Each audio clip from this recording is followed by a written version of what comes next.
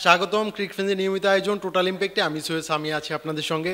আমরা জানি যে পাকিস্তানের বিপক্ষে দ্বিতীয় টেস্টে বাংলাদেশ 6 উইকেটের একটা দারুণ জয় তুলে নিয়েছে। এই জয়ের ফলে পাকিস্তানকে প্রথমবারের মতো লাল বলের ক্রিকেটে হোয়াইট ওয়াশ করার স্বাদ দিয়েছে বাংলাদেশ।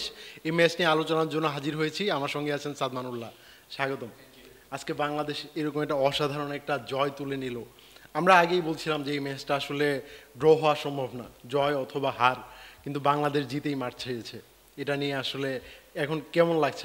ইনক্রেডিবল ইনক্রেডিবল, মানে এইরকম একটা জয় আমরা মানে হোয়াইট ওয়াশ পাকিস্তানের মাটিতে, মানে আমাদের দেশের ক্রিকেটের জন্য এটা খুবই বড় একটা অর্জন। বাংলাদেশ একটা খুবই কঠিন সময় দিয়ে পার করেছে, তার মধ্যে বাংলাদেশ ক্রিকেট এরকম একটা সিরিজ আমাদের উপহার দিয়েছে, যেটা আসলে বাংলাদেশের মানুষের জন্য খুবই ভালো একটা জিনিস, যেটা মানে মানুষরা ফিল করে, মানুষরা কানেক্ট করে ক্রিকেট দিয়ে। তার মধ্যে পাকিস্তান, যাদেরকে মানুষ সবসময় আমরা আর্চ রাইভাল বা আমাদের রাইভাল হিসেবে দেখে এসেছি, তাদের মাটিতে গিয়ে তাদেরকে হোয়াইট ওয়াশ করা। পাকিস্তান এর আগে মাত্র একবার হোয়াইট ওয়াশ হয়েছে ইংল্যান্ডের এগেনস্টে।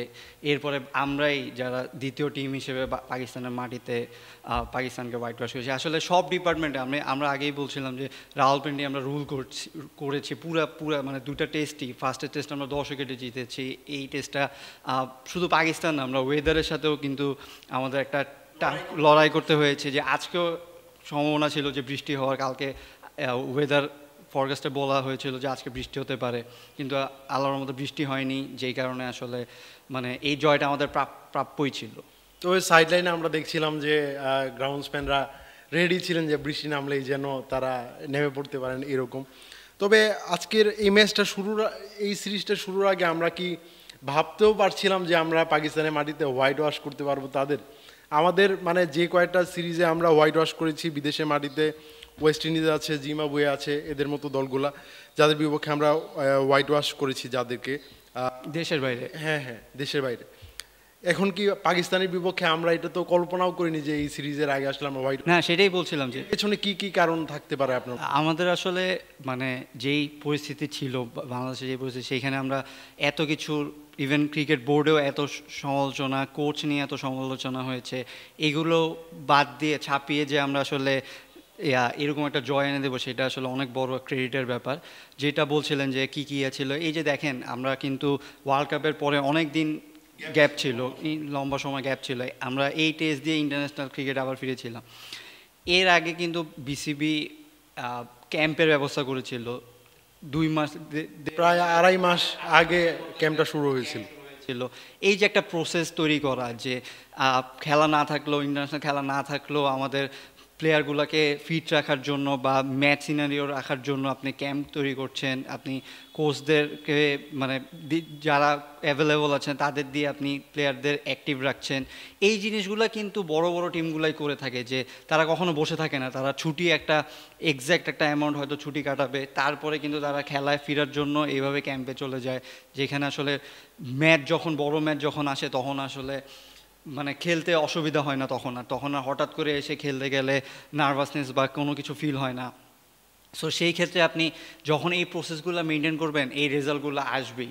আমরা টেস্টে আমাদের আসলে মানে বোলিং ডিপার্টমেন্ট বলেন, ব্যাটিংয়ে যাদের নিয়ে আমরা আশা করি, লিটন দাস, মুশফিকুর রহিম, তারা কিন্তু ডেলিভার করেছেন, তারা খেলার মধ্যে ছিলেন, তাদের নিয়ে আসলে বিসিবি কাজ করেছে। তারাও মানে সঙ্গে থেকে বিসিবির সাথে একত্রতা করে তারা ক্যাম্পটা করে, কেউ আলাদাভাবে ছুটি না নিয়ে, ইভেন সাকিব আল হাসানও কিন্তু ফ্র্যাঞ্চাইজি খেলার মধ্যে ছিলেন, যেই খেলাগুলো আসলে তাকে এই টেস্ট সিরিজের জন্য কিন্তু প্রিপেয়ার করেছে।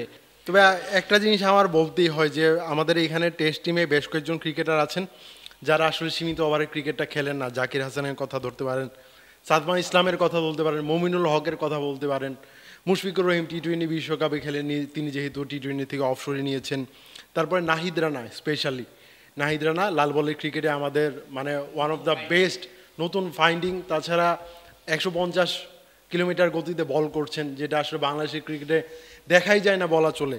তাদেরকে আসলে টেস্টের জন্য তৈরি করা, তাদের মেন্টালিটিটা তৈরি করা, বিসিবি আসলে এখানে খুবই বুদ্ধিমত্তার একটা পরিচয় দিয়েছে আমার মনে হয়।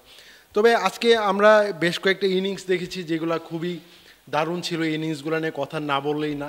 যদি বলি জাকির হাসান এবং সাদমান ইসলাম, স্পেশালি জাকির হাসান গতকালকে বিকাল থেকেই জাকির হাসান দারুণ একটু ব্যাট চালিয়ে খেলছিলেন, দ্রুত যেন রান তুলতে পারেন সেরকম একটা ব্যাটিং অ্যাপ্রোচ নিয়ে নেমেছিলেন।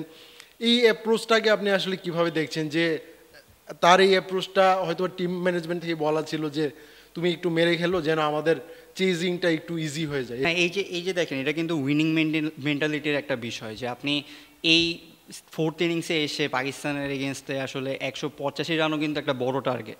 সেখানে আপনি যখন মানে অ্যাটাকিং খেলছেন, তার মানে আপনি বোঝাতে চাচ্ছেন যে আপনি ম্যাচটা জিততে চাই। এখানে মানে তারা প্রথম থেকে ডিফেন্সিভ খেললে হয়তো উইকেট হারাতে পারতো, বা তারা নার্ভাসনেসের কারণে উইকেট হারাতে পারতো। সেই জিনিসটা না করে তারা কনফিডেন্টের সাথে কালকেই বৃষ্টির আগ পর্যন্ত কিন্তু জাকির অ্যাটাক করে গিয়েছে। আজকেও কিন্তু তিনি শুরু করেছিলেন, ভালো শুরু করেছিলেন, কিন্তু আনফর্চুনেটলি আউট হয়ে গিয়েছেন। কিন্তু মানে এই যে উইনিং মেন্টালিটিটা, এই যে জিততে হবে, আমরা সময় মানে দিনের টেস্টের শেষ দিনে এসেও আমরা চেস করে জিতবো।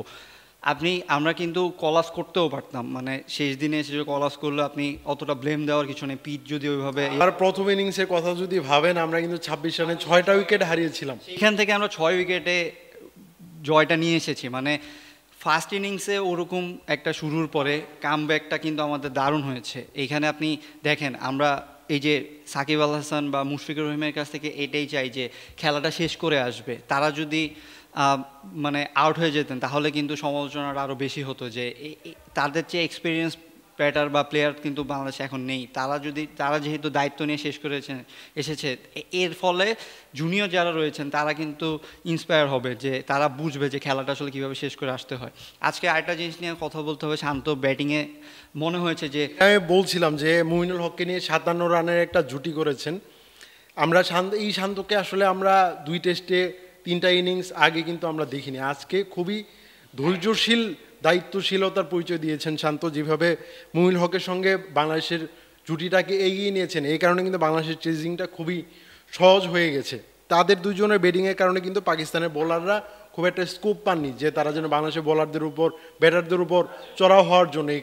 এই কারণে তাদের জিনিসটা অনেকটা ইজি হয়ে। আমরা কিন্তু এই লেভেলের ব্যাটারদের কাছ থেকে, মুমিনুল বা শান্ত, এদের কাছ থেকে কিন্তু এই জিনিসটাই চাই। তারা যদি এই কাজটা এগিয়ে নিয়ে যেত তাহলে কিন্তু আমাদের আরও কঠিন হয়ে যেত। আমরা যদি যেটা বলছিলাম যে শান্ত যেই জায়গাটায় নামে সেই জায়গা থেকে উনি যদি পারফর্ম না করতে পারেন তাহলে কিন্তু বাংলাদেশের জন্য খুবই চাপের হয়ে যেত পরের ব্যাটারদের জন্য। সেই ক্ষেত্রে আজকে মুমিনুলের সাথে দুর্দান্ত একটা মানে সময় উপযোগী একটা পার্টনারশিপ করেছেন, যেখানে আসলে তারা যদি শেষ করে আসতো সেটা হয়তো আরও ভালো হতো, যে উইকেট আমাদের যাচ্ছে না। কারণ যেহেতু দিনের খেলা আরও অনেক সময়টুকু ছিল, সেই ক্ষেত্রে তারা যদি শেষ করে আসতো আমাদের জন্য আরও ভালো হতো। কিন্তু যতটুকুই হয়েছে, আজকে দেখেন লিটন এবং মেহেদী হাসান মিরাজকে নামতেই হয়নি, যারা ফার্স্ট ইনিংসে পুরা ভিতটা তৈরি করে দিয়ে গিয়েছিল। সো আপনি এখন আর একজন পারফর্মার বা দুইজন পারফর্মার নিয়ে আমরা থাকছি না। আমরা মেন্টালিটির একটা বিষয় আমার কাছে খুব নজর কেড়েছে, যেটা যে 4টা উইকেট পড়ে যাওয়ার পরে সাকিব আল হাসান ব্যাটিংয়ে নেমেছেন, তখন কিন্তু লিটন দাসের কিন্তু তৈরি হয়ে যাওয়ার কথা ছিল যে পরবর্তী ব্যাটার তিনি। লিটন দাস কিন্তু একদমই তৈরি হয়নি। তিনি প্র্যাকটিস জার্সি পরেই আমরা দেখছিলাম যে সাইড লাইনে বসেছিলেন। তিনি আসলে জানতেন যে তারা আসলে ম্যাচটা শেষ করবে। সেই আত্মবিশ্বাসটার কারণে, এই আত্মবিশ্বাসটা যে এসেছে, এটা বাংলাদেশের পরবর্তীতে কতটা মানে বুস্ট আপ করবে আপনার? অবশ্যই এই সিরিজটার পর থেকে আসলে টেস্ট খেলার মেন্টালিটিটা অনেক চেঞ্জ হয়ে যাওয়া উচিত। আমাদের এখন সব ডিপার্টমেন্টই ক্লিক করছে। যেসব জায়গা মিস্টেক রয়েছে সেসব জায়গা হয়তো সামনে ইন্ডিয়া সিরিজ রয়েছে, তার আগে দিয়ে পুষে তুলতে হবে, যে মিডল উইকেটে যাতে আমরা আরেকটু ভালো রান করতে পারি, যাতে কলাপসটা না হয়। আর আমাদের পেস ডিপার্টমেন্টও খুবই ভালো করছে। তারা মানে নাহিদ রানা, হাসান মাহমুদ, তাসকিন সবাই খুব ভালো করছে। শরীফুলও এই টেস্টে দুর্ভাগ্যজনকভাবে খেলতে পারছেন না। সো মানে নেক্সট টেস্ট যেই আমাদের এই বছর আরও অনেকগুলো টেস্ট রয়েছে, সেই টেস্টগুলোর জন্য এটা একটা বড় বুস্ট আপ। আপনি প্রথমেই যখন এই গ্যাপের পরে শুরুতেই যখন এরকম একটা সিরিজ জয় পাবেন, আপনার পরের সিরিজগুলো খেলা অনেক সহজ হয়ে যাবে। তবে আমার মনে হয় যে সামনে আমাদের ভারতের বিপক্ষে একটা 2 ম্যাচের সিরিজ আছে। এটা কি টেস্টে সাধারণত পাকিস্তানকে খুবই শক্তিশালী দল ধরা হয়। তারা ধারাবাহিকভাবে পারফরমেন্স করে, তাদের দারুণ সব পেস বোলিং আছে। আমরা এই যে শাহিন শাহ আফ্রিদি এবং নাসিম শাহ না থাকলেও খুররাম শেহজাদ তিনি আসলে দারুণ বোলিং করেছেন, 5টা উইকেটও পেয়েছিলেন আমরা যতটুকু জানি। তবে তাদের বিপক্ষে এমন পারফরমেন্স, এটা কি ভারতকে একটা রীতিমতো হুমকি দেওয়া হলো? অবশ্যই আপনি ভারত এখন কিন্তু এই সিরিজটা দেখার পর আপনি হার্ষা ভোগলেকে দেখেছেন টুইট করছে, ভনকে দেখছেন, মাইকেল ভনকে দেখছেন টুইট করছে, তারা বাংলাদেশের এই ইমপ্রুভমেন্টটা নিয়ে কথা বলছে। ভারত অবভিয়াসলি এটা নিয়ে কনসার্ন থাকবে যে বাংলাদেশকে ইজি লাইটলি নেওয়া যাবে না। ভারতের মাটিতে ভারত অনেক শক্তিশালী, এখানে আসলে নো ডাউট, কিন্তু বাংলাদেশ যদি এই ইন্টেন্সটা দেখায়, এই যে আপনি দেখেন 26 রান 6 উইকেট যাওয়ার পরেও আপনি এত বড় একটা রান পেয়েছেন, দুইটা ব্যাটসম্যান লোয়ার অর্ডার ব্যাটসম্যানরা নিয়ে, মানে কাছাকাছি এটা লিড নেওয়ার মতোই ছিল, যে কারণ আমরা তো মানে কোনো ক্ষতি হয়নি আমাদের। আপনি ভারতের মাটিতে, ভারত অনেক শক্তিশালী দল, কিন্তু এই মেন্টালিটি নিয়ে যদি বাংলাদেশ খেলতে পারে তাহলে বাংলাদেশের আসলে, আপনি চিন্তা করেন রাহিত রানা যদি এই গতিতে বোলিং করতে পারে, আপনি ওইখানের বিরাট কোহলি বা রোহিত শর্মাকেও বিট করতে পারবেন, সম্ভব, আপনি লাইন ঠিক রাখলে বিট করতে পারবেন। ইন্ডিয়াতেও কিন্তু এত গতির বোলার এখনও মানে অ্যাভেলেবল না, উনি তো অ্যাভেলেবল না। হ্যাঁ, টেস্টে তারা হয়তো ইংল্যান্ডের সাথে খেলে বা অস্ট্রেলিয়ার সাথে খেলে, তাদের হয়তো আছে, অভ্যস্ততা আছে, কিন্তু হয়তো বাংলাদেশের যখন আপনি মনে আছে নিশ্চয়ই মুস্তাফিজ যখন এসে হঠাৎ করে কাটা দিয়ে শুরু করেছিল, তখন কিন্তু পুরো ওয়ার্ল্ডে কেউ খেলতে পারেনি। এখন বাংলাদেশের একটা পেসার যদি পেস দিয়ে বিট করতে পারে বা সুইং করতে পারে, তাসকিনের যে আগ্রাসন রয়েছে সেগুলো দিয়ে সুইং করতে পারে, মুশফিক সাকিবের এক্সপিরিয়েন্স যদি কাজে লাগাতে পারে, তাহলে ইন্ডিয়ার সাথেও কিন্তু আমরা ফাইট দিতে পারি। আমি জিতবো এখনই বলছি না, হয়তো ফাইট দিতে পারি। আপনি যদি ইন্ডিয়ার সাথে ফাইটও দেন তাহলে কিন্তু ইমপ্রুভমেন্টটা বোঝা যাবে যে বাংলাদেশ কতটা টেস্টে কতটা ইমপ্রুভড হয়েছে, যে ইন্ডিয়ার মতো যারা এখন ওয়ার্ল্ড টেস্ট চ্যাম্পিয়নশিপে 1 নম্বর রয়েছেন তাদের সাথে আপনি ফাইট করে হারছেন, এটা আসলে বড় একটা ব্যাপার হবে। তবে আমার মনে হয় যে ভারত সিরিজে আমাদের ভারত হয়তো পরিকল্পনাটা আগে হইলে সাজাতো হলো যে তারা স্পিন বান্ধব উইকেট বানাবে না, পুরোপুরি পেস বোলিং বান্ধব উইকেট বানালে বাংলাদেশকে হয়তো বা বিপদে ফেলার চেষ্টা করতো, কিন্তু এখন তারা এই পরিকল্পনাতেও আসলে হাঁটবে না। তারা জানে স্পিন বোলারদের বিপক্ষে, স্পিন বোলারদের উপযোগী যদি উইকেট বানানো হয় তাহলে হয়তো তারা বিপদে পড়তে পারে, পেসারদের জন্য উপযোগী যদি উইকেট বানানো হয় তাহলে তারাও তাতেও বিপদে পড়তে পারে। এখন আসলে দেখার বিষয় ভারত সফরে আমাদের ব্যাটাররা কী করেন। আমাদের ব্যাটার 2-3 জনের কথা অবশ্য বলতেই হয়, যে লিটন কুমার দাস দারুণ একটা সেঞ্চুরি পেয়েছেন ফার্স্ট ইনিংসে, তাছাড়া মেহেদী হাসান মিরাজ পুরো সিরিজ জুড়েই দারুণ ব্যাটিং করেছেন, মুশফিকুর রহিম প্রায় 200 ছুঁই একটা ইনিংস খেলেছিলেন ফার্স্ট টেস্টে, ওই ইনিংসে কিন্তু লিটন খুবই ভালো একটা ইনিংস খেলেছে। মুমিনুল হকও কিন্তু ভালো ছন্দে আছেন, তিনি আমাদের প্রাইম টেস্ট ব্যাটার, খুবই দারুণ একজন ব্যাটার। তবে তাদের জন্য কতটা চ্যালেঞ্জিং হতে পারে ভারতে আপনার? এখন আসলে এই সিরিজটা জেতার পরে তাদের কনফিডেন্স লেভেলটা আসলে বেড়ে যাওয়ার কথা। এখন আসলে ভারতের সাথে যখন সিরিজ হবে তখন এই ফ্লোটাই যাতে থাকে, এই ব্যাটারদের এই ফ্লোটাই যাতে থাকে, এইটা আসলে কন্টিনিউশনটা রাখা উচিত। এখন আসলে এই সিরিজটা শেষ হওয়ার পরে কিছু ভিতরের কিছু চেঞ্জের কথা আসছিল, সাকিব আল হাসানকে নিয়ে কিছু কথা হচ্ছিল, কোচকে নিয়ে কিছু কথা হচ্ছিল, আসলে সেইগুলা কোন পর্যায়ে যায় ভারত সিরিজের আগে, এইগুলা নিয়ে বেশি আলোচনা হয় নাকি আমরা এই সেটআপেই থাকবো, এটা খুবই গুরুত্বপূর্ণ একটা বিষয়। যদি কোনো চেঞ্জ আসে, কোচের কোনো চেঞ্জ আসে, তখন আসলে হয়তো আমরা সেইটা নিয়ে আবার পরে অন্য আলোচনা চলে আসবে। কিন্তু এই সেটআপে যদি খেলা হয় তাহলে কিন্তু ভারতকেও আমরা হুমকি দিয়ে রাখছি যে অতটা ইজি হবে না আমাদেরকে হারানো, ওদের মাটিতে খেলা হলো। সেই ক্ষেত্রে আসলে মানে এখন বিসিবি কি পর্যায়ে কি ডিসিশন নিবে, এই প্লেয়ারদেরকে কিভাবে মেন্টালি ঠিক রাখবে, ভারত সিরিজের জন্য কিভাবে তৈরি করবে, সেইটা আসলে দেখার বিষয়।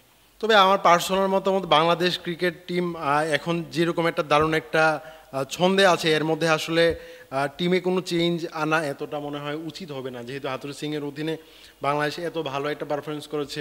তাছাড়া আমরা কিছুদিন আগে হাতুড়ি সিংহের অধীনেই কিন্তু আমরা নিউজিল্যান্ডের বিপক্ষে টেস্ট জিতেছি দেশে মাটিতে, আমরা টেস্টে ভালো করছি।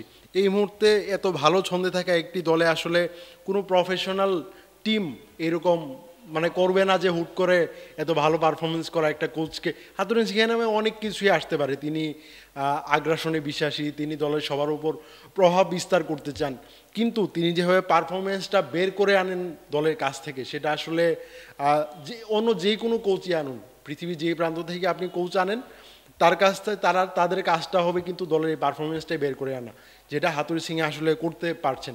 এই মুহূর্তে দলে এরকম একটা চেঞ্জ যদি না আসে, হাতুড়ি সিংহ সরানো না হয়, তাহলে মনে হয়। হ্যাঁ, আমারও সেটাই মনে হয়, আমি আপনার সাথে একমত। আমরা কিন্তু আগে বলছিলাম যে এই কোচ বা যেই সব প্লেয়ারদের নিয়ে কথা হচ্ছে তাদের একমাত্র মানে উতরে আসার সিরিজ হচ্ছে এটা। এই সিরিজটা যদি তারা ভালো করে, এই সিরিজটা যদি তারা জয় নিয়ে আসতে পারে, তাহলে আসলে এই আলোচনাগুলো থেকে তারা হয়তো বের হয়ে আসতে পারবে, তাদের নেগেটিভ ইম্প্যাক্টটা থেকে তারা বের হয়ে আসতে পারবে। এখন আসলে আপনি যেটা বলছিলেন যে ইন্টারন্যাশনাল কোনো টিমই এরকম কাজ করে না যে এরকম একটা ঐতিহাসিক জয়ের পরে, ঐতিহাসিক সিরিজ জয়ের পরে আপনি এত বড় চেঞ্জ আনবেন, আপনি হেড কোচ চেঞ্জ করে দিবেন।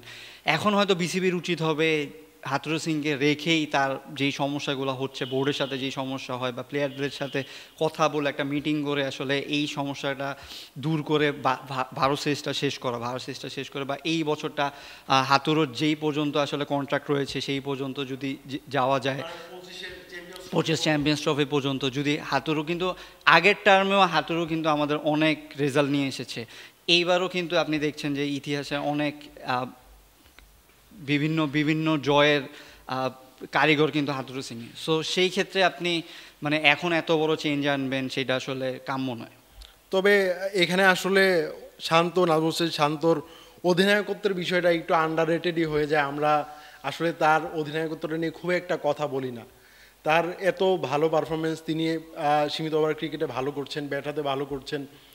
3 ফরম্যাটের ক্রিকেটে আসলে অধিনায়কত্ব শান্ত খুবই চৌকস একজন অধিনায়ক। বাংলাদেশ ক্রিকেট বোর্ড এখন পর্যন্ত যেসব ক্রিকেটারের পিছনে সবচেয়ে বেশি সময় ব্যয় করেছে, যেসব ক্রিকেটারের পিছনে ইনভেস্টমেন্ট করেছে, তাদের মধ্যে একজনের নাজমুল হোসেন শান্ত। তার কাছ থেকে যদি আমরা এই জিনিসগুলো না পেতাম তাহলে আমাদের ক্রিকেটেরই একটা আফসোস থেকে যেত।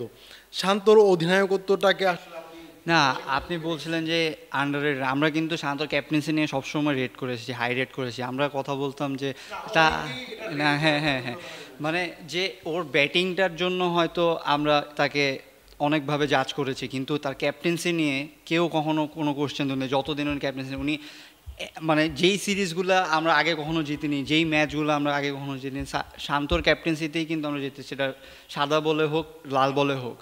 এখন আপনি শান্ত আসলে মানে আমরা আগে থেকে যখন শান্তকে নিয়ে কথা বলতাম, যখন শান্ত নর্মাল মানে নতুন প্লেয়ার ছিল, তখনই কিন্তু আমরা বলতাম যে তাকে ক্যাপ্টেন ম্যাটেরিয়াল হিসেবেই আসলে বিসিবি তৈরি করছে। সেই ফলটা কিন্তু আসলে শান্ত দিচ্ছে আমাদের। শান্ত কিন্তু মানে পুরো সাকসেসফুল। যে আজকে শান্ত যে ইনিংসটা খেলেছেন, একটা ক্যাপ্টেন স্নকের মতোই খেলেছেন, তিনি ক্যাপ্টেন্সের দায়িত্ব নিয়ে খেলেছেন। এই দায়িত্বটুকুই কিন্তু আমরা শান্তর কাছ থেকে চাই। ব্যাটিংয়ে উনি যদি একটু পারফর্ম করেন, উনি ক্যাপ্টেন্সিতে যেই চৌকস, আসলে তিনি একটা ওয়ার্ল্ড ক্লাস ক্যাপ্টেন ব্যাটার হিসেবে নিজেকে দাঁড় করাতে পারেন। সো আমরা মানে আশা করব যে সামনে যে সিরিজগুলো রয়েছে সেইখানে শান্ত এইরকম ক্যাপ্টেন্সি করবে, তার ব্যাটিংয়ের ফর্মটা তিনি ফিরিয়ে আনবেন। তিনি যদি এসে আসলে ব্যাটিংটা খুব ভালো করেন, তাহলে পুরো বাংলাদেশ টিমটার উপরে কিন্তু চাপটা চলে যায়, কাজটা সহজ হয়ে যায়। সো শান্তর এই অ্যাজ এ ক্যাপ্টেন হিসেবে এই দায়িত্বটা আসলে নিতে হবে। এই দায়িত্বটা না নিলে আসলে মানে পুরো টিমে যতই অন্যান্য প্লেয়াররা পারফর্ম করে, আপনি ক্যাপ্টেন হিসেবে যখন পারফর্ম করবেন তখন নিজের মোরালটা ডাউন হয়ে যাবে, টিমেরও মোরাল ডাউন হয়ে যেতে পারে।